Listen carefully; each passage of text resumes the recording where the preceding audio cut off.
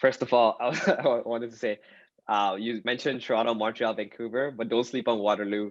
There's Okay, like a lot of for sure. a lot of startups that are actually coming from Waterloo, and like some of the big ones, like I think Dalmic Labs, which rebranded as North, Mhm. they something that came out, and they got acquired by Google. There's another one called ClearPath Robotics, which is also coming out of Waterloo. So yeah, a lot of a lot of these startups are coming out of Waterloo, Mhm. as well as a lot of these companies have offices in Waterloo now. Mhm. Like Google, for example, they have their engineering office in Waterloo, not in Toronto. Mhm. Toronto, I think there's just a marketing office. Mhm. So yes, I feel like there is a lot of like recognition from these companies as well, which are primarily based in the Bay Area, to open Canadian offices. Like I feel like every one of them probably has some kind of it has established some kind of Canadian entity at this point, especially given the remote working conditions, right? And yeah, coming back to your question in terms of like, do you need to like fantasize like working in California to that extent? Especially now, like it puts you in perspective. Like it doesn't matter where you are. You could be in California right now, but it doesn't really matter. You're still going to be remotely joining meetings, joining like coffee chats or any kind of networking session. Back in the day, it was like, okay, if you're there, then you can meet all these people. But now you don't necessarily need to be there. If everything's virtual, it doesn't really matter.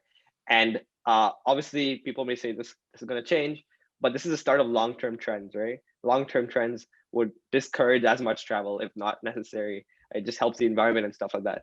And if everything is going to be virtual, or most of the stuff is going to be virtual, it doesn't necessarily matter if you're there. Even that being said, once stuff opens up, people have already a lot of companies have gone remote first, not necessarily working in or like primarily based at any place. They're like, okay, you can work from anywhere. Like Shopify has done that. You can work from anywhere, remote forever kind of thing, right? So at that point, it puts much less emphasis on where you're working, but puts much more emphasis on what you're working on. And that's something that has been very amplified given these current circumstances. And so, yeah, I would definitely say that always prioritize.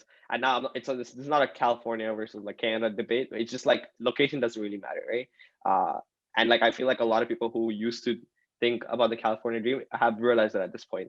Obviously, it's not California dream anymore. It's just like if you have a dream company, then obviously, yeah, go for it. You need to hustle. You need to have that as a goal, set that as a goal in your mind, and try to achieve it.